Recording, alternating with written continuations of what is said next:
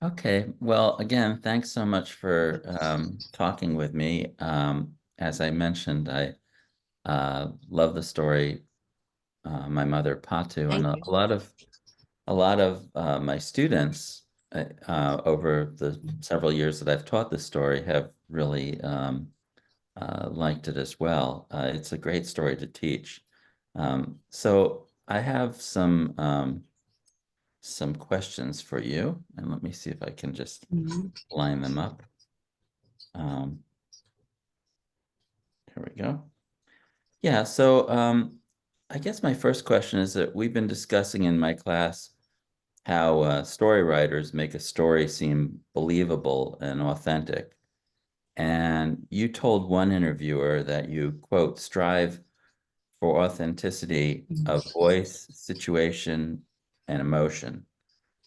Could you Yeah. talk a little bit about what makes a story, particularly My Mother Patu, authentic in these three areas: voice, situation, and emotion? Um, I took a long time to write this story, and I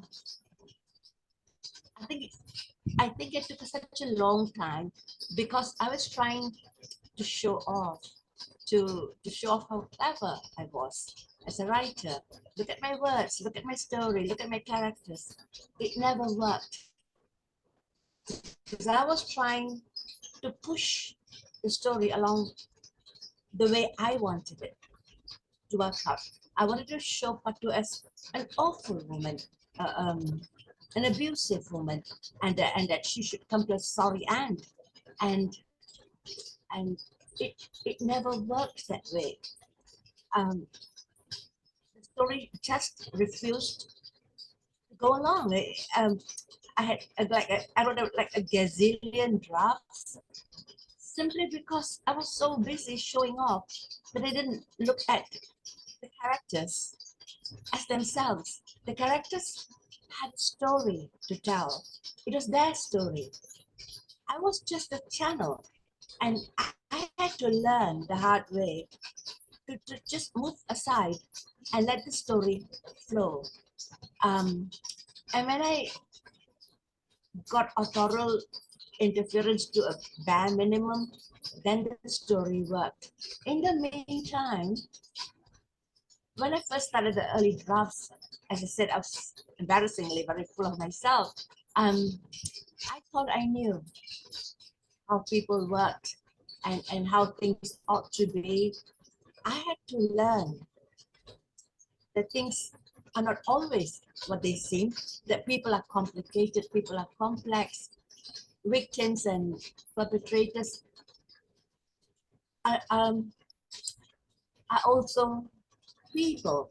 No, the perpetrator is not necessarily a bad person all the time. The victim is not always a good person all the time.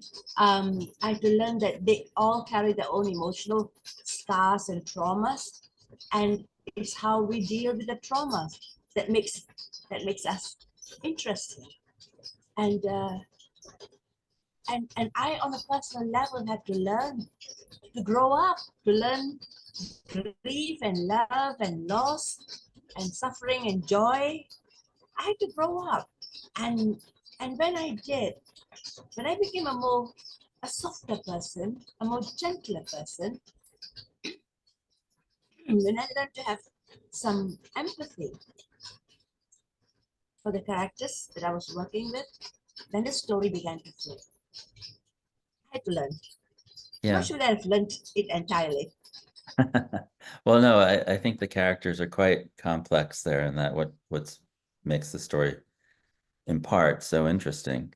Um, yeah, I'm gonna keep going on the authenticity a little bit, this notion of Mm. authenticity, how we as writers try to make a story seem believable and capture our readers' sense of belief. So sometimes a short story will seem autobiographical even when it's not. I think that My Mother Patu achieves this sense of reading almost like a memoir. It's what some critics call authenticity effects.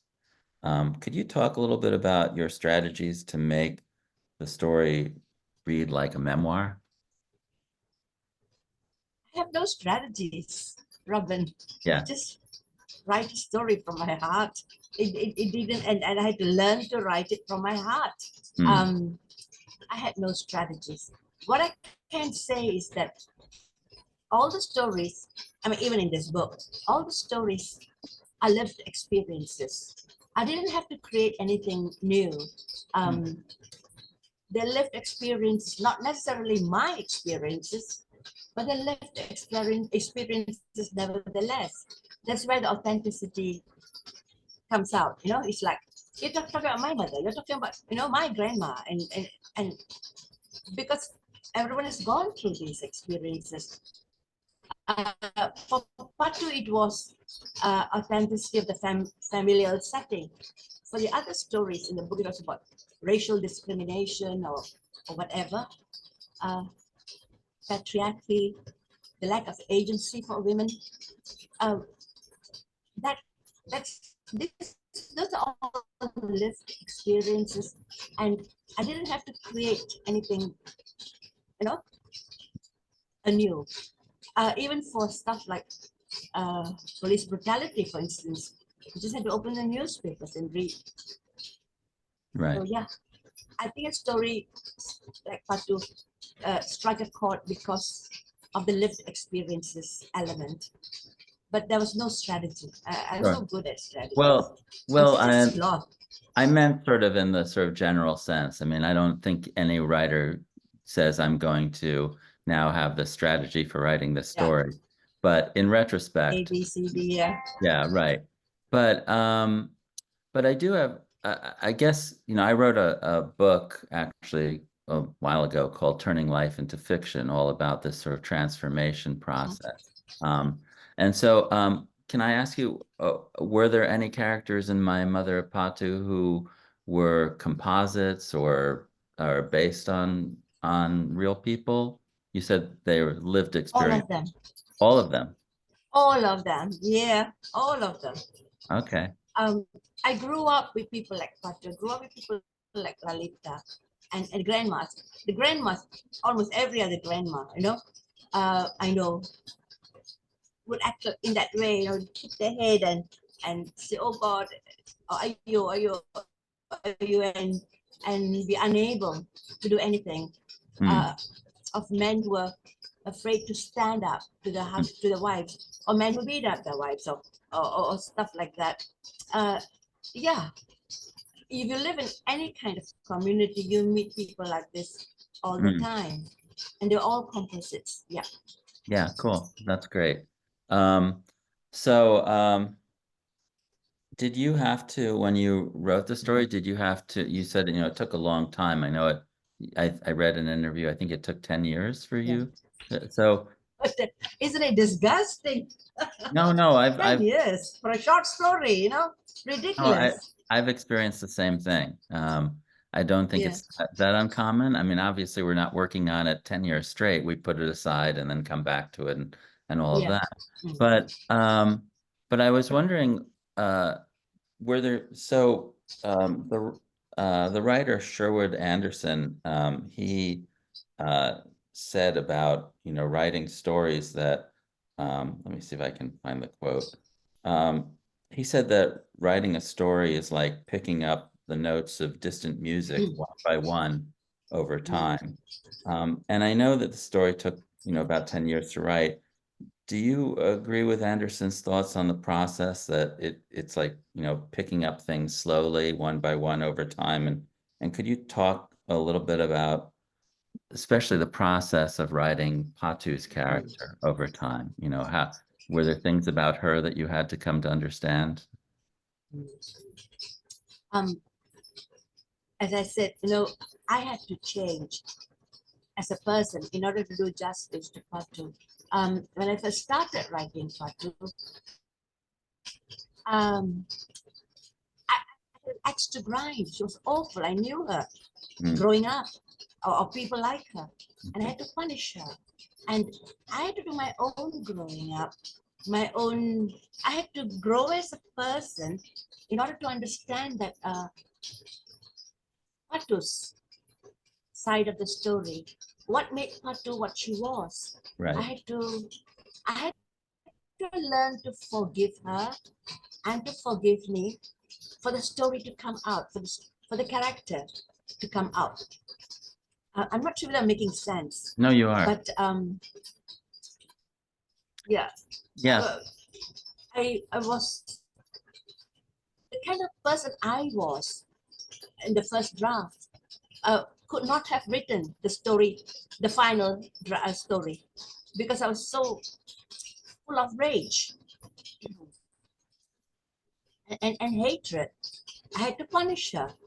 Um, but people are not so, black and white. They're not such stick figures. Um, there's so many complications about them, complexities about them, and I had to understand that. I had to grow as a person and to go through experiences on my own in order to do justice to all the characters. Is that making sense to you? Oh, well, it makes perfect sense to me. I guess one thing that I'm wondering, uh, I'd love to hear you talk a little bit more about this for my students. Mm. You know, you speak about, I mean, I know they're based on real people, but you speak about the Yeah. characters as though they are real, as though they're real, and then you Mm. to understand them and forgive them and so on Mm. as you go on. Um, what is, let me see if I can phrase this. When you write a story, do you sort of, does your mind, do you believe they're real when you're writing the story? Does it feel like they are real characters? They're not Mm. characters, people. Ah, yes. Um, it's like, when are you not writing? You're writing all the time, except you're not sitting in front of the computer. Mm, When you're cooking, you're cleaning, you're washing, you're eating, the characters are growing in your mind.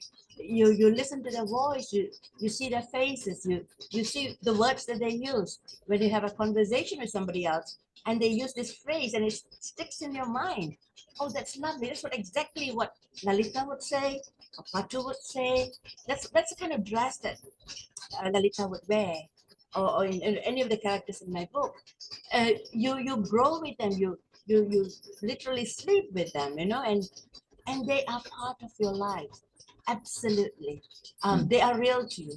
They're real to me, um, and they grow with me, and they live with me, and eat with me, and they take shape.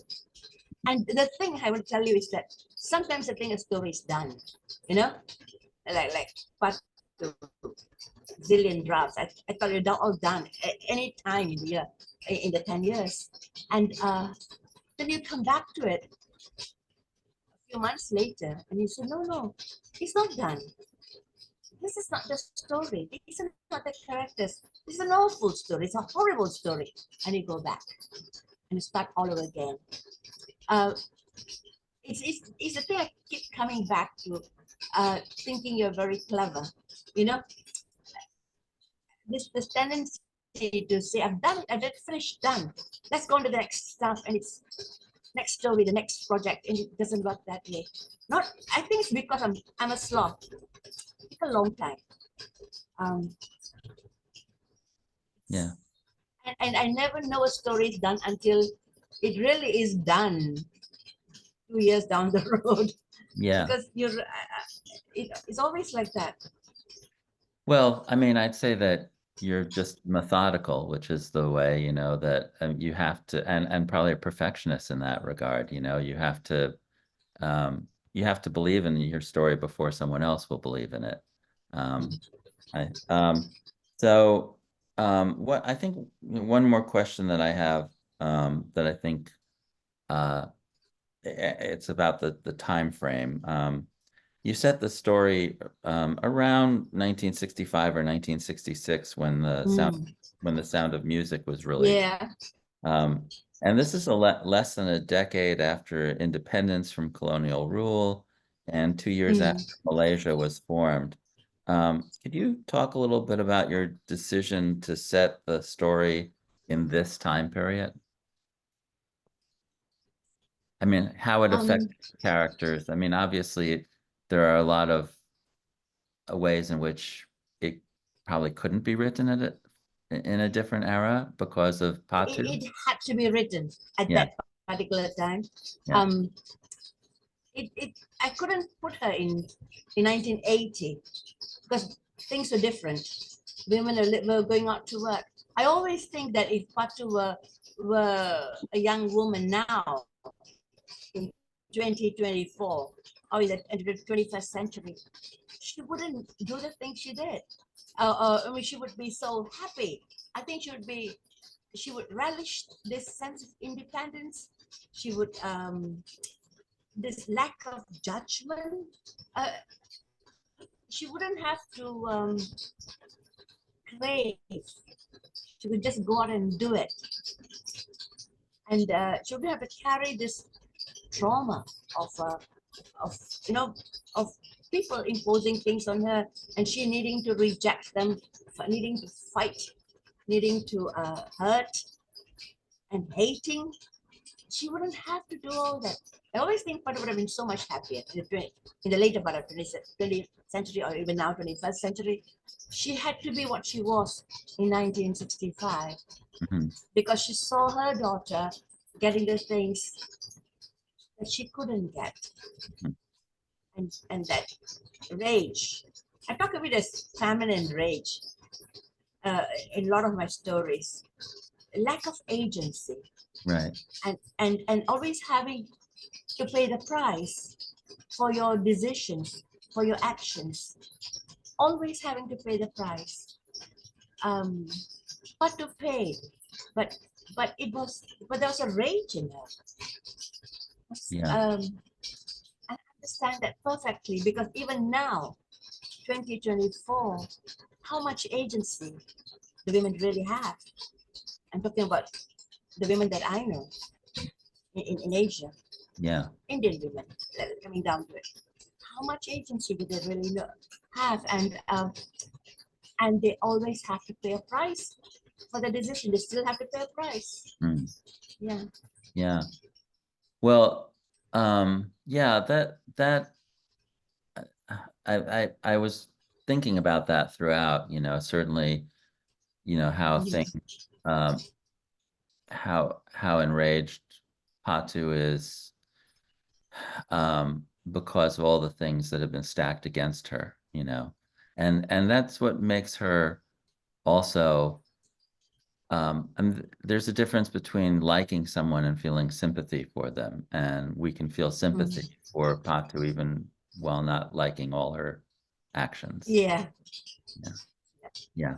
But But what about? Oh, Patu go ahead. was complicated. Sorry. Yeah, Patu yeah. was very complicated. The whole world loved her. She was generous. To her women friends. She was she was kind, she was generous, she was friendly, she was interesting to be with, and she's everything to everybody except her own family. Hmm. There's another side to that complexity of being Patu. Right, right.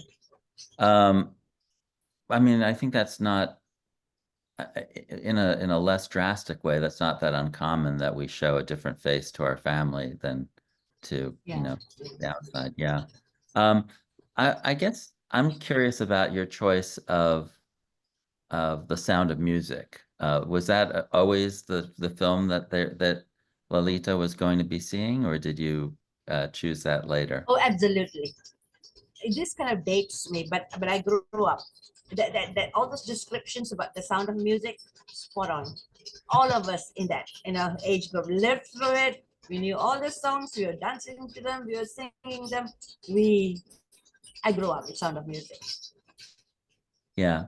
And of course, it's about this very, very happy family, So it's Yeah. Yes.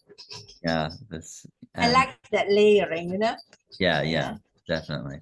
Um, yeah, so I guess when where do you think that Lalita is you said that Lalita could be cruel too. Is there a point where you felt that Lalita sort of shows, I mean, obviously she's about to hit her mother at one point, but is there a way in which is there at any point where you think, oh no, Lalita is in the wrong here?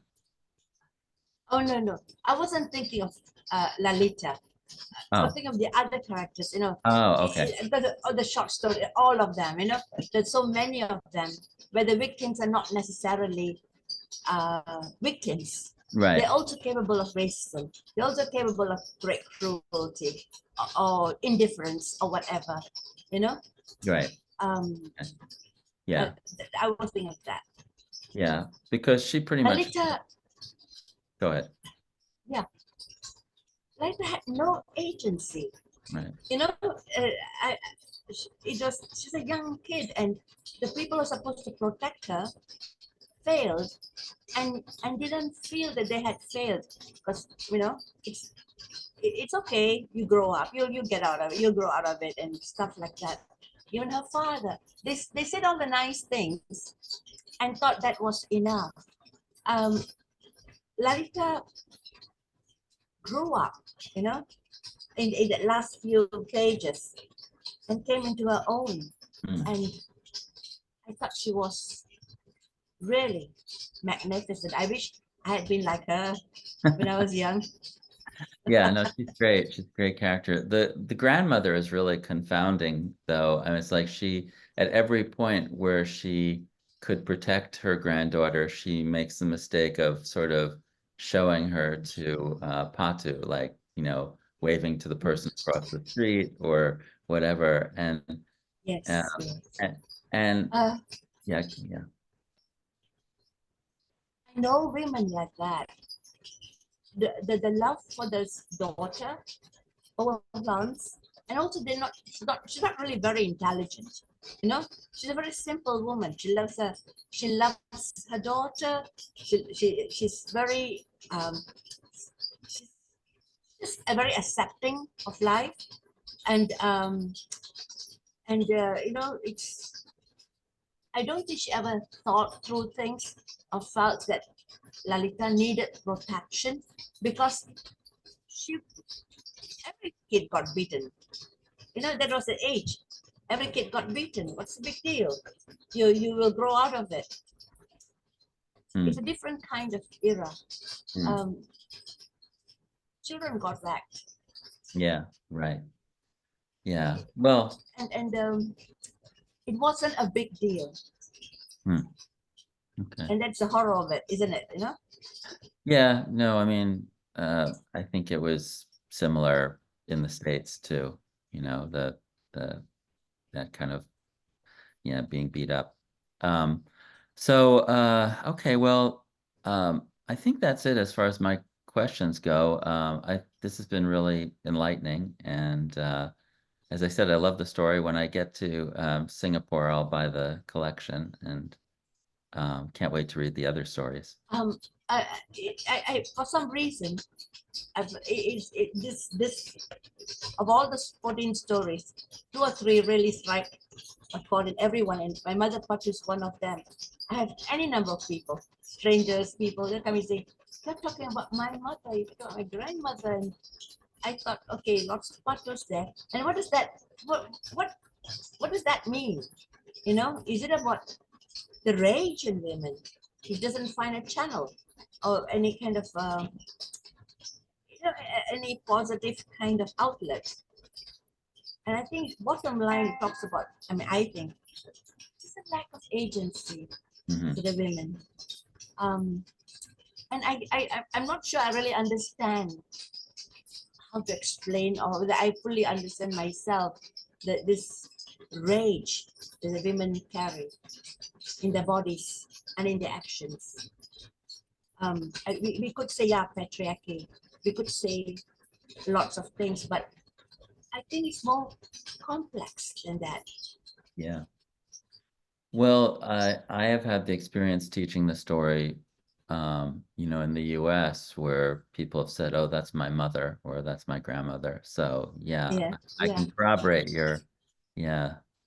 Which, you yeah. know, when the first time I heard that, that really surprised me because my mother and my grandmother, of course, I'm a man, but uh, my mother and grandmother were the polar opposite of, you know, Patu and her. Mm. Maybe her But grandmother yeah, was kind of like my grandmother, but the but it does.